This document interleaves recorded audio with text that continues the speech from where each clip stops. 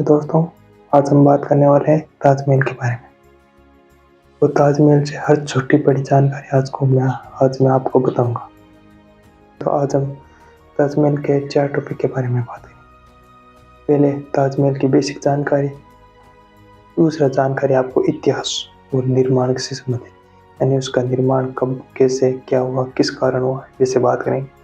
तीसरा टॉपिक है वास्तुकला से संबंधित उपयोगी की सामग्री, यानी कौन कौन सी सामग्री ताजमहल उपयोग की गई, कौन सी कब कहाँ से लाई गई, इससे सब डिटेल में बात करेंगे।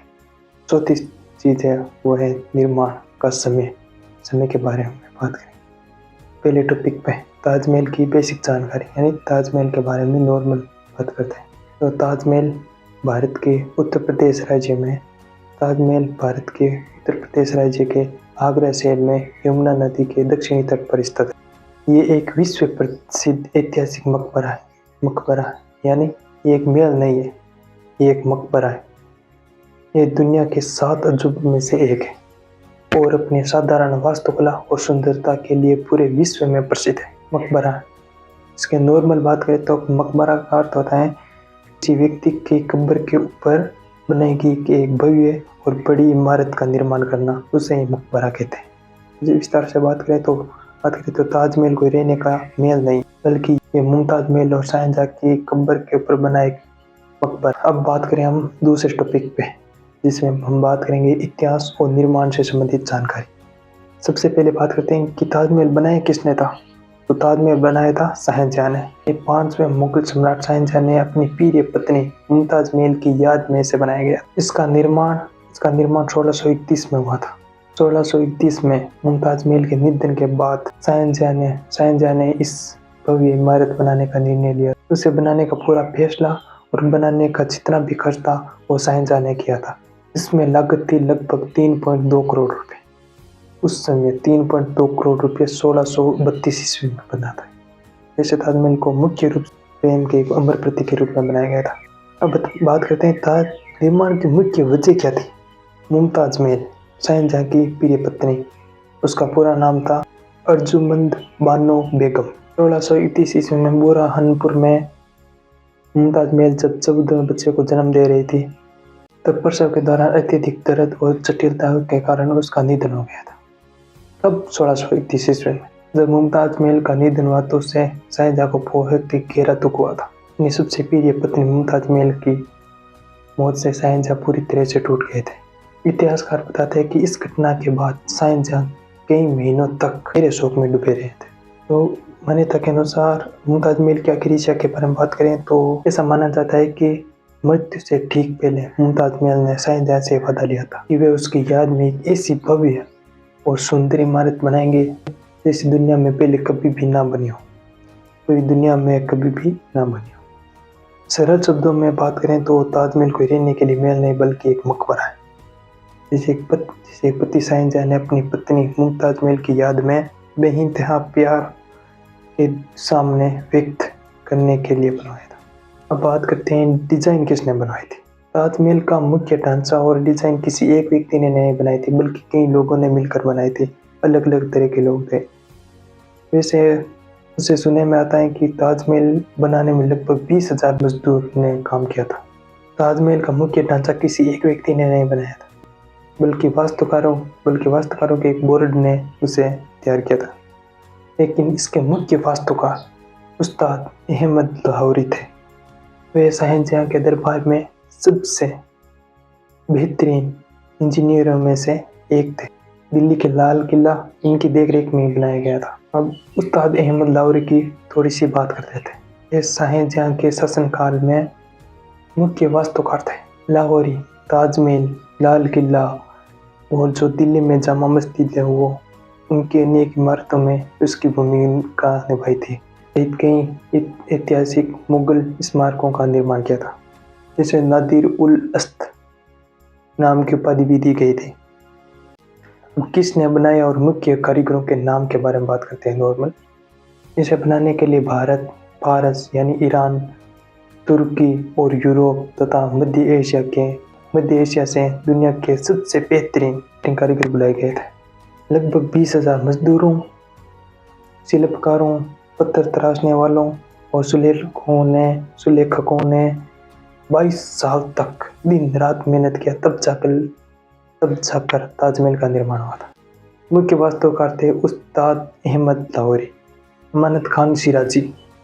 ये ईरान से आए मुख्य सुलेखक थे। ताजमहल की दीवारों और उनके दरवाजों पर जो कुरान की आयतें लिखी गई थी, उन्होंने ही लिखी थी। जो कुरान की आयतें बहुत ही खूबसूरत लिखी गई थी, वो उन्होंने ही लिखी थी। आपको जानकर हैरानी होगी कि पूरे ताजमहल पर केवल अमानत खान सिराजी का ही नाम उकेरा गया है। शाहजहां ने किसी और को उस पर अपना नाम लिखने की अनुमति नहीं दी गई थी। दूसरा बात करते हैं इस्माइल खान इफेंदी। ये तुर्की से ओटोमन साम्राज्य से आए गए थे। ताजमहल का जो मुख्य विशाल गुंबद है, उसे बनाने और उसका ढांचा तैयार करने में उसने ही भूमिका निभाई थी। चिरंजी लाल, ये दिल्ली के रहने वाले मुख्य पत्सीकार थे। सफ़ेद संगमरमर को तराश कर उसमें जो 28 तरह के कीमती पत्थर और रत्न जड़े गए थे, वो उन्हीं ने ही किया था। पत्सीकारी की बात करें तो यानी पत्थर को तराश कर या काट कर उसमें दूसरे रंगीन या कीमती पत्थरों को बारीकी से जोड़ने की कला को ही पत्सीकारी कहते हैं। अब चौथे व्यक्ति के बारे में बात करें तो मोहम्मद हरीफ थे। ये आगरा के रहने वाले थे और मुख्य राजमिस्त्री थे। राजमिस्त्री की बात करें तो वे कुशल कारीगर जो ईंट, पत्थर, चूने या सीमेंट में जो इमारत का चिनाई करते हैं या निर्माण करते हैं, उसे ही राजमिस्त्री कहते हैं। ईंट और पत्थरों की चिनाई करके इमारत को मजबूती से खड़ा इसने ही किया था। पांचवें व्यक्ति के बारे में बात करें तो वो थे कासिम खान। मुख्य गुंबद के ऊपर जो सोने का कलश लगा है, उसे बनाने का और उससे ऊपर स्थापित करने का काम उसने ही किया था। अब हम बात करते हैं तीसरा टॉपिक, वास्तुकला और उससे उपयोग की गई सामग्री के बारे में। सबसे पहले बात करते हैं वास्तुकला क्या। वास्तुकला का मतलब है इमारतें, घर या स्मारक की डिजाइन करने और बनाने की कला तथा विज्ञान को वास्तुकला कहते हैं। ताजमहल को बनाने के लिए सिर्फ भारत से ही नहीं बल्कि पूरे एशिया से निर्माण सामग्री और बेस कीमती पत्थर मंगवाए गए थे। इस भारी पत्थरों और सामान को आगरा तक लाने के लिए उस समय लगभग 1000 हाथियों का इस्तेमाल किया गया था। अब बात करते हैं मुख्य निर्माण सामग्री। इसमें 2 तरह के मूल पत्थरों का इस्तेमाल किया गया था। एक था सफ़ेद संगमरमर, दूसरा था बलुआ पत्थर। सफ़ेद संगमरमर यानी कि ताजमहल का सबसे ज़्यादा इस्तेमाल किया जाने वाला पत्थर था। ताजमहल का मुख्य ढांचा जिस बेदाग सफ़ेद संगमरमर से बना है, यह राजस्थान के मकराना से लाया गया था। मकराना का संगमरमर दुनिया में अपनी चमक और मजबूती के लिए सबसे बेहतरीन पत्थर माना जाता है। लाल बलुआ पत्थर की बात करें तो ये लाल बलुआ पत्थर ताजमहल परिसर की लाल मस्जिद, मेहमान खाना और विशाल मुख्य दरवाजों के निर्माण के लिए फतेहपुर सीकरी और धौलपुर राजस्थान की खदानों से मंगवाए गए थे। अब बात करते हैं कीमती और अर्ध कीमती पत्थरों के बारे में।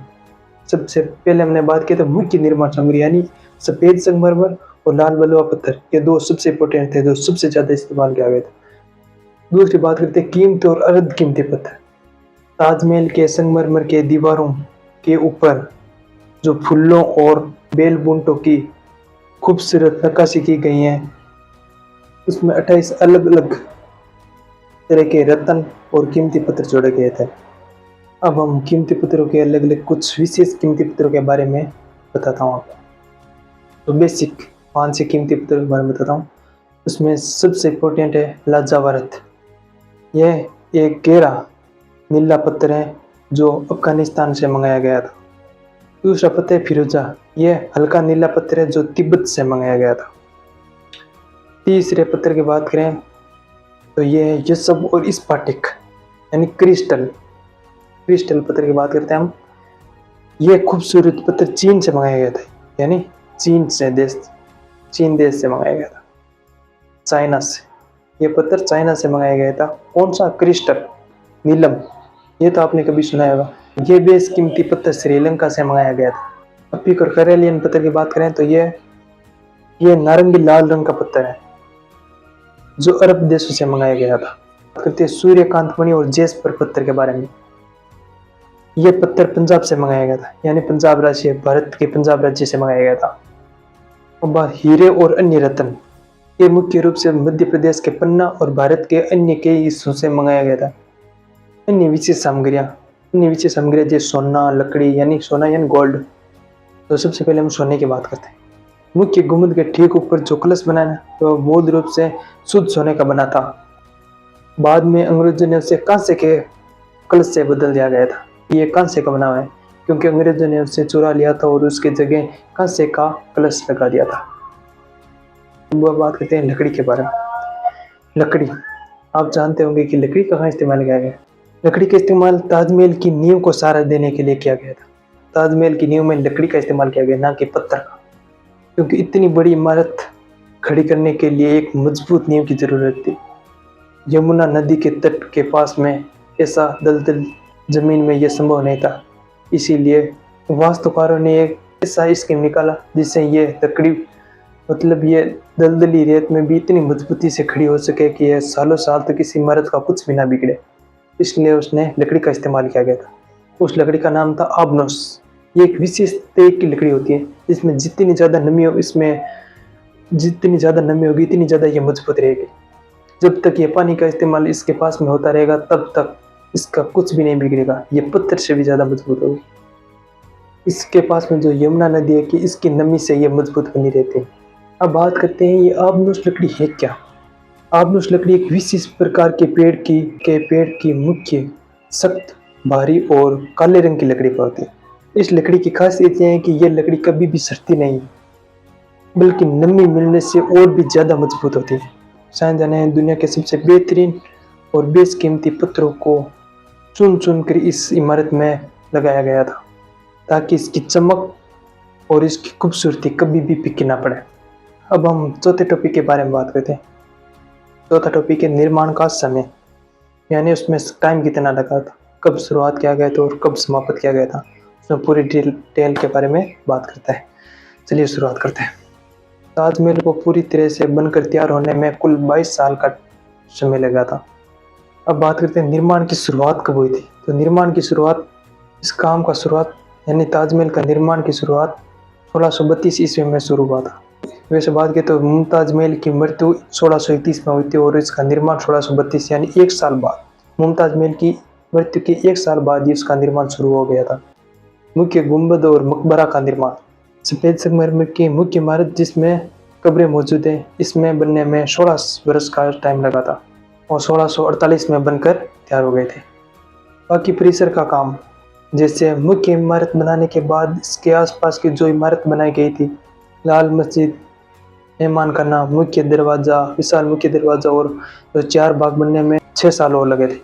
पूरा ताजमहल परिसर अंत में 1653 ईस्वी में बनकर तैयार हुआ था। इस प्रकार 1632 से लेकर 1653 ईस्वी तक इस भव्य इमारत को उसके पूरे परिसर के साथ 22 साल का लंबा और निरंतर समय लगा था उसमें। बात करते हैं उसकी लागत। अनुमान है कि 1653 ईस्वी में इसकी कुल लागत 3.2 करोड़ रुपए थी, उस समय 3.2 करोड़। और आगे आपको पार्ट 2 में आपसे इससे संबंधित ताजमहल की और भी चीज़ें बताऊंगा, जिसमें आपको ताजमहल की लंबाई चौड़ाई यानी कितने परिसर में बनाया गया था, ये ताजमहल की लंबाई कितनी है, ताजमहल हाइट कितनी है, उसके बारे में आपको आगे वीडियो में बताऊंगा। अगले वीडियो में हम आपको ये भी बताएंगे कि इसमें कौन कौन सी चीज़ें देखने के लिए होती हैं और इस मैदान के बारे में बात करेंगे। जो ये बारू पास में मैदान है उसके बारे में बात करेंगे, यानी मैदान का निर्माण कब कैसे क्या हुआ था। आज के लिए इस वीडियो में इतना ही। आगे और डिटेल में जानने के लिए आप मेरे इस चैनल को लाइक और सब्सक्राइब जरूर करना।